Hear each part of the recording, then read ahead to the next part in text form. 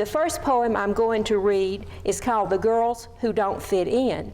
This is loosely based on the first two stanzas of Robert Service's The Men Who Don't Fit In. If you go read that poem, you will find that the men who don't fit in came to a bad end, but the girls who don't fit in do not suffer from that particular fate. There's a class of girls who don't fit in, a class that won't sit still.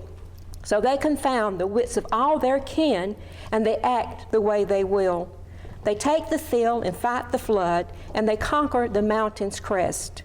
Theirs is a gift of venture blood, and they refuse to sit to rest. So they risk it all so they can go far. They're strong and smart and true. They're compelled to amend the things that are, and they welcome the strange and new.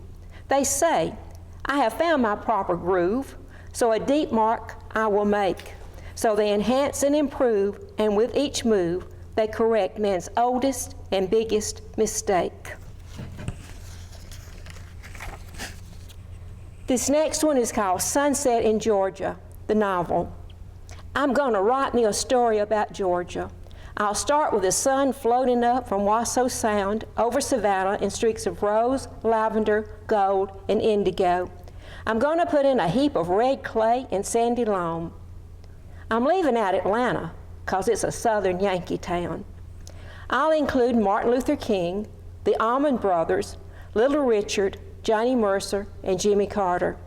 There'll be piles and piles of kudzu, peanuts, and pecans, and the perfume of honeysuckle, mimosa, gardenia, and magnolia. Maybe I'll include one of those scratch and sniff cards. I'll describe the aromas and taste of black-eyed peas, buttermilk biscuits, turnip greens, barbecue, cornbread, fried chicken, catfish, and peach cobbler, until your cravings force you to visit a meat and three restaurant for your grease and sugar allotment for the decade. I'll leave out pickup trucks, shotguns, hounds, motorcycles, Braves baseball, sorghum syrup, gimme caps, and moonshine. I'll include Carrollton, Valdosta, LaGrange, Macon, Plains, the Civil War and Reconstruction, civil rights, equal rights, right to choose, glass ceilings, and feminism. Throughout the story, there'll be women who did something. Margaret Mitchell, Carson McCullers, Flannery O'Connor, Alice Walker, Celestine Sibley, Martha Berry, Gladys Knight, without the pips, Juliette Gordon Lowe, Joanne Woodward, as well as unsung sheroes of every shape, creed, and color. My protagonist will be composed of parts of Lillian Carter, Mammy, Ann Cox, Scarlett, Ma Rainey, and Melanie. Plucky, sassy Tammy Sue will fight and eradicate kudzu, overcoming all obstacles that I'll throw in her path, while shod in 4-inch heels and clad in skin-tight dungarees. Of course, there'll be a man who'll do her wrong. He'll be good-looking, smart, sexy, crazy about her, and he will not drive a Jeep nor a pickup truck. He'll adore his mother, maybe a little too much, and then use his religion to attempt to control her.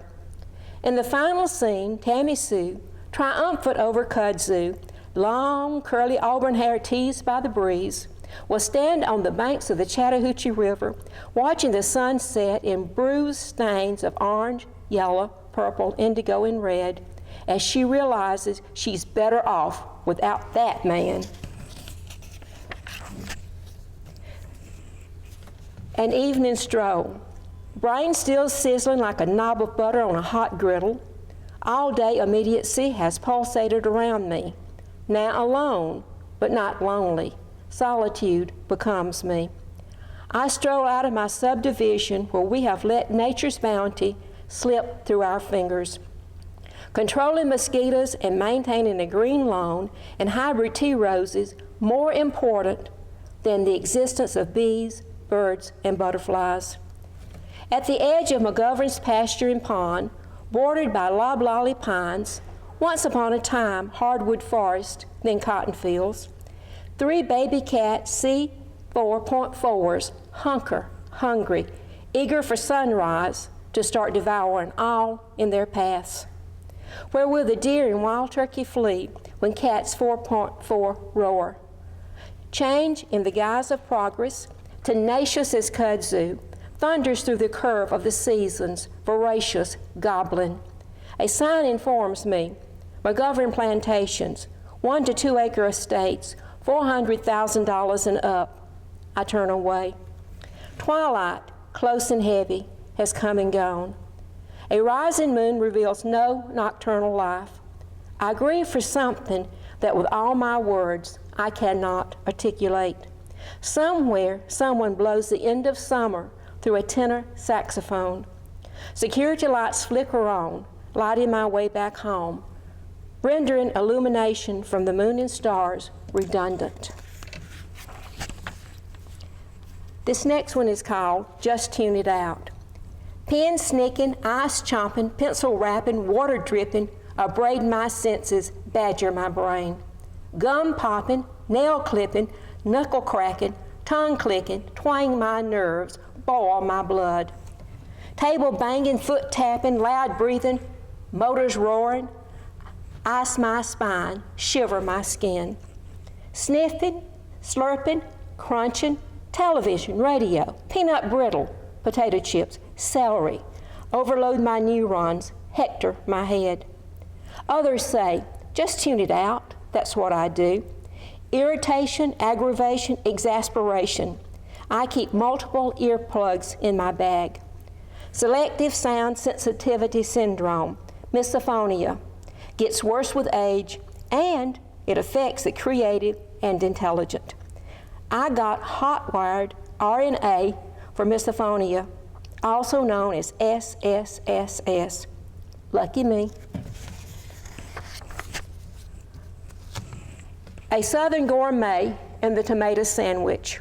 Ingredients: Hellman's light mayonnaise, thin sliced Public Bakery 12-grain bread, sea salt and fresh ground black pepper, heirloom Brandywine tomatoes, unpeeled red.